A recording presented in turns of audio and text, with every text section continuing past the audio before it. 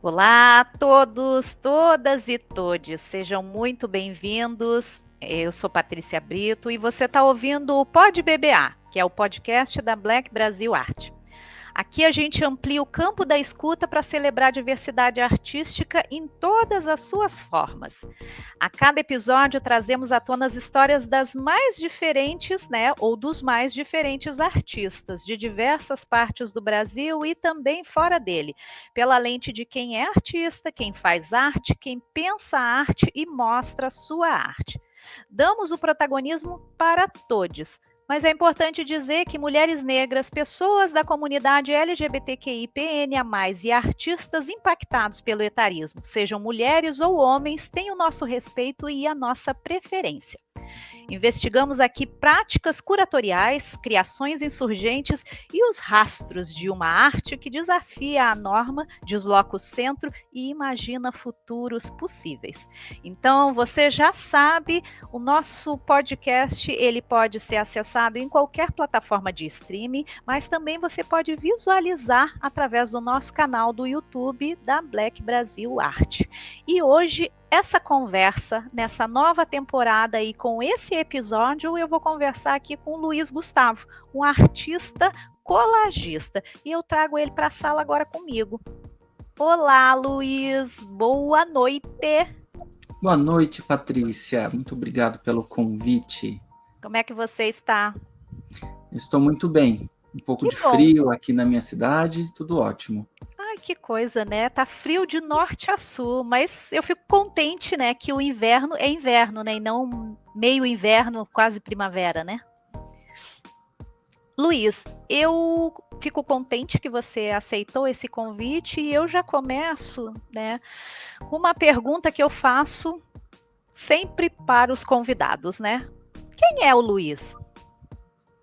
Bom, primeiro de tudo, eu vou fazer a minha audiodescrição. Eu sou um homem gay, neurodivergente TDAH, tenho 1,75 de altura, sou pardo, tenho cabelo curto, barba e bigode, só e o cavanhaque. Eu uso óculos e agora eu estou vestindo uma jaqueta de puff meio plástico azul escuro e um cachecol xadrez cinza, azul e branco. Eu sou artista colagista, também trabalho com arte visual, sou pedagogo de formação, né, desde da adolescência, quando eu fiz o magistério, depois a pedagogia. Me entendo artista há muito tempo, mas a gente vai assumindo esse espaço tem aproximadamente 10 anos, e eu me entendo numa transição e num processo de fluxo.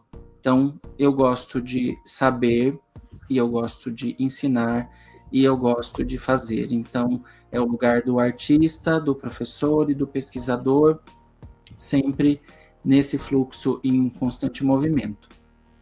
Ah, que bacana. E de onde você vem, Luiz? E eu não estou perguntando assim só da geografia, né? Eu estou falando de memória, de que cheiro, de que silêncio vem o Luiz. Eu venho de São José do Rio Preto, interior de São Paulo. Hoje eu vivo em Jundiaí. E eu venho de um processo nômade, o nômade possível, né? Porque eu já morei em 6 cidades, morei em um país, morei em 6 cidades do estado de São Paulo, por conta de estudo e trabalho.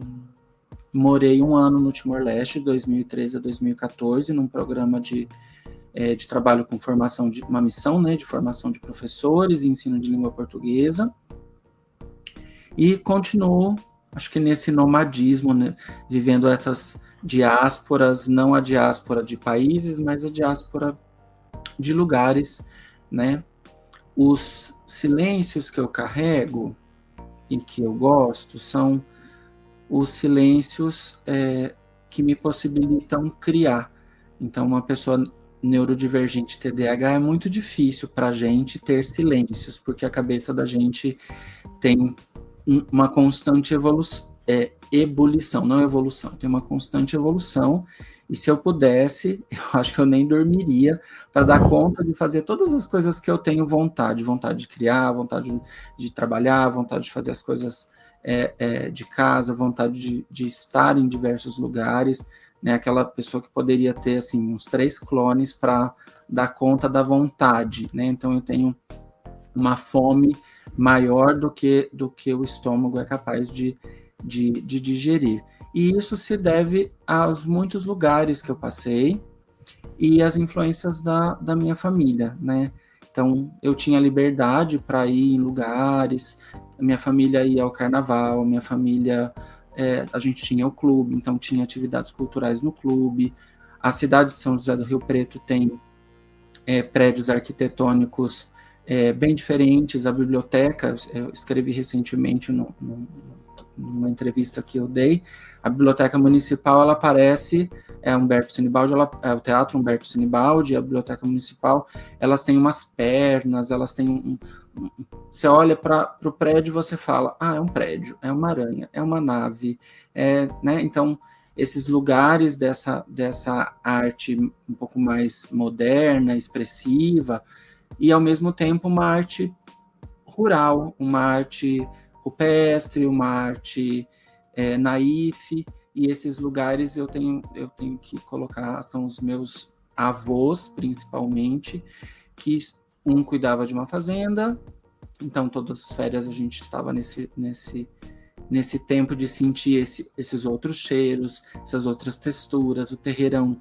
de secar café, de subir em árvore, e o meu outro avô, ele era pedreiro, então todas as coisas de obra e construção, e reaproveitar cacos para fazer o piso, reaproveitar tijolo de obras, e eu sempre encontrava ele com alguma frequência na saída do trabalho, e a gente ia à biblioteca ver essas exposições, aqueles bichos empalhados, aquelas coleções de bichinhos, e ficava espetados. Eu falava, vô, mas espetou mesmo? Como é que espeta esse bichinho? E o meu avô tinha esse tempo de estar com, né? Aí ele fazia algumas coisas escondido da minha avó já é falecida, então ela não está ouvindo, talvez esteja, né? Que a gente saía e ficava um pouco junto, e ele pegava livros na biblioteca para mim que eu não podia pegar. Então eu às vezes eu lembro que eu estava num grupo de teatro e o pessoal estava estudando Stanislavski, mas a minha idade não permitia, eu acho que eu estava na 8ª série, não permitia ler. Tem um livro que eu quero ler, e como é que pega o livro? A moça disse que eu não posso pegar. Não, eu vou lá, eu pego na minha ficha.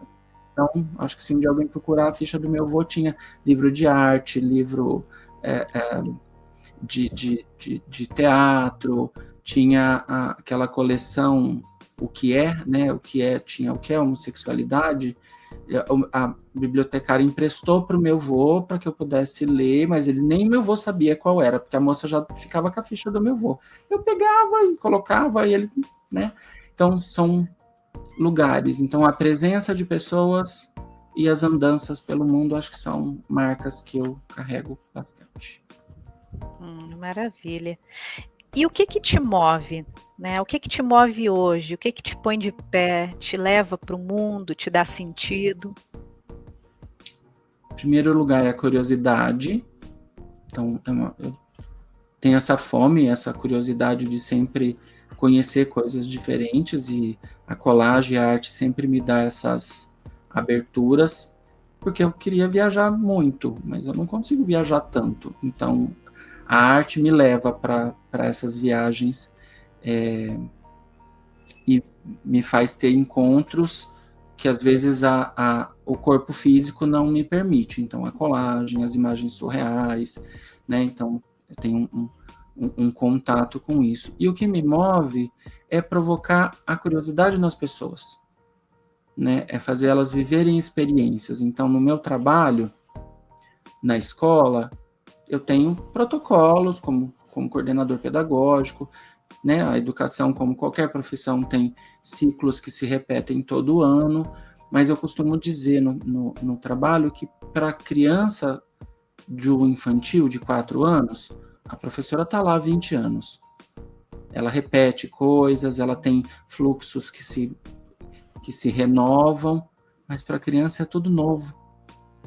A experiência da festinha junina que se faz todo ano, para aquela criança é novo. Mas quando ela tem 10 anos, ela tem outra experiência, é novo. Para uma pessoa que vai a uma exposição e vê uma colagem, aquilo é novo para ela. E a colagem sempre vai trazer uma novidade.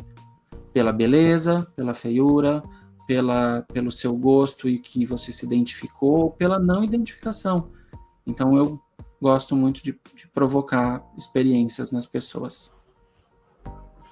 E o silêncio? Como é que é o teu silêncio? Ele grita, ele dança, ele espera?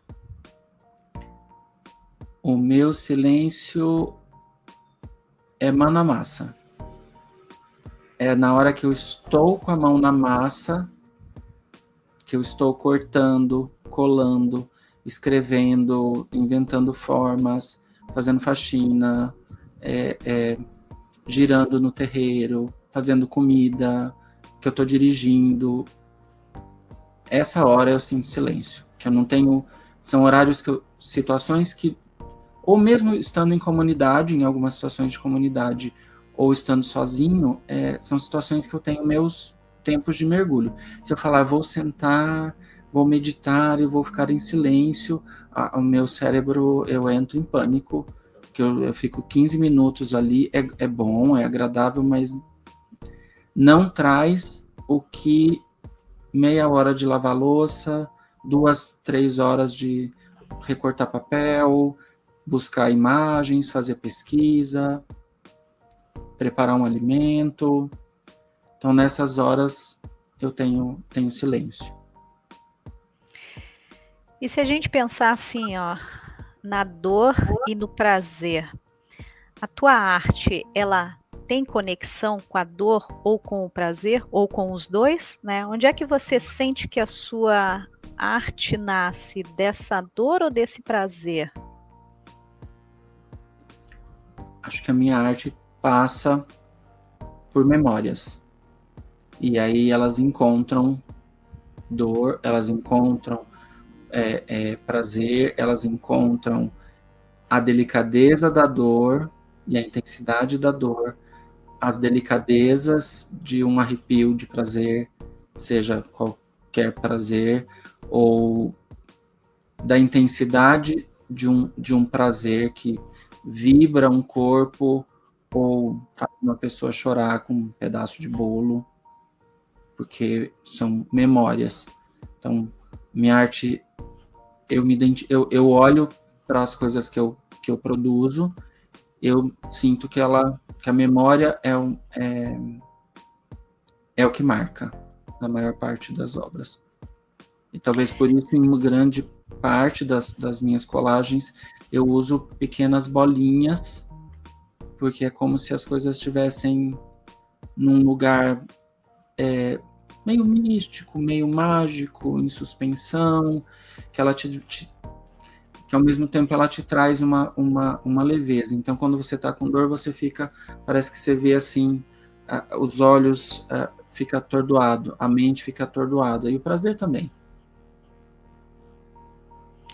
E como é que é habitar o seu corpo hoje, né? Depois dessas lembranças, né? Essas lembranças que também têm marcas, né? Ou texturas, né? O que o teu corpo te conta hoje? Acho que o meu corpo hoje é um misto de escola de samba na avenida e a bagunça do barracão. Eu vou dizer assim, é muita coisa acontecendo ao mesmo tempo. É meio que ebulição. Então tem horas que eu sinto as coisas com formas e texturas e cores, sempre tudo muito intenso, tanto para uma situação quanto para outra.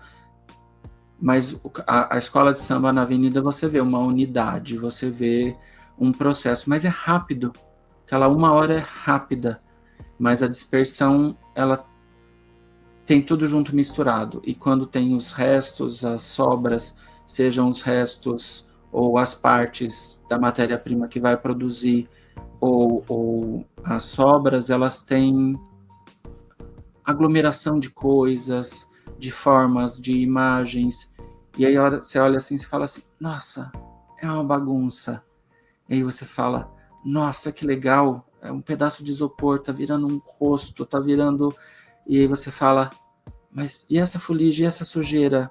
Pronto, aí bate um vento, aquele isopor virou neve. Então, eu acho que é um pouco, é uma loucura. Se transforma, né? Isso.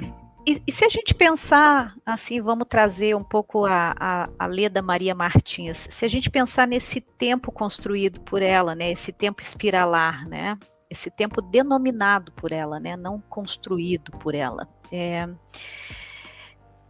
Que tempo, né, o tempo do Luiz, né, você pertence a esse tempo ou é esse tempo que pertence ao Luiz? Eu acho que eu sou meio viajante. Eu tento viver aquilo que é necessário para viver neste tempo, eu vivo pela necessidade, porque é a materialidade que dá forma à vida, o que garante as coisas, mas eu acho que eu não sou muito desse tempo. Eu acho que tem horas que parece que eu estou lá atrás, tem horas que eu estou lá no futuro, e aí acho que isso conversa muito com a colagem, com a experiência do cinema, da imagem de movimento.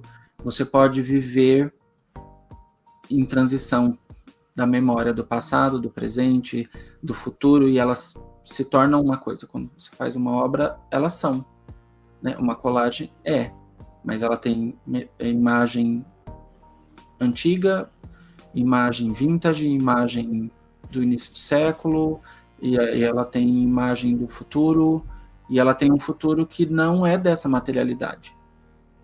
As colagens e o surrealismo têm uma materialidade de um tempo outro, de um tempo da poesia, não do tempo dos prédios, da arquitetura, da loucura do trânsito, dos carros, e aí eu coloco muitas reticências e deixo as reticências dizendo coisas. As coisas que eu escrevo sempre tem reticências. Acho que acaba sendo uma marca, porque tem coisas que elas precisam de pontinhos só para dizer que você não sabe como vai estar, como vai chegar. Então, uma mesma colagem vai chegar para a Patrícia de um jeito diferente que vai chegar para o João, para a Maria. Eu acho que é por aí. E pensar nesse tempo me faz te perguntar agora sobre o futuro, né? Você sonha com o futuro? Como é que você imagina o mundo daqui a pouco, para você, para os seus, até para os que virão? Esse mundo presente, sabe? Eu sonho com um mundo mais feliz, ainda que as pessoas precisem estar preparadas para viver as situações caóticas que a gente vai enfrentar com natureza, com o tempo presente das dores da Terra, né, das dores da nossa vivência no mundo, porque a gente gosta tanto hoje desses prédios, desses computadores, desses celulares, dessas tesouras, dessas colas, mas tudo isso gera um resíduo, né? O acúmulo de resíduos vai produzir outras coisas, mas eu desejo sempre alegria, felicidade, um tempo que as pessoas... Eu desejo que as pessoas tivessem mais tempo para estar na loucura delas, estar com as pessoas, estar na natureza, né? Acho que decolonizar um pouco essa ideia de que a gente tem que produzir o tempo inteiro, não pensar no ócio criativo, mas pensar que as coisas não têm necessidade. Não tem necessidade de produzir, né? Os filósofos indígenas do Brasil, os que a gente já conhece, assim, não tem porquê, é só existir, né? A arte, em alguns contextos, ela não é para vender, ela não é pela existência. Então, é poder fazer coisas pela existência, não fazer coisas porque eu tenho que vender, porque eu tenho que pagar conta, porque eu tenho isso, porque eu tenho aquilo, porque eu tenho que mostrar, porque eu tenho que vender, porque eu tenho... Então, eu desejo um tempo de existir. Legal. Bom, era bem curtinho o nosso encontro, mas eu vou te fazer uma última provocação, né? Que você pudesse me dizer qualquer coisa que te vier à cabeça, mas em primeira pessoa, falando de você.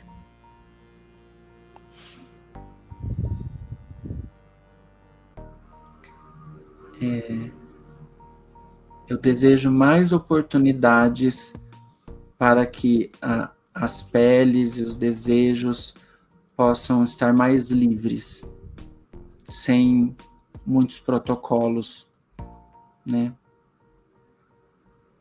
Legal.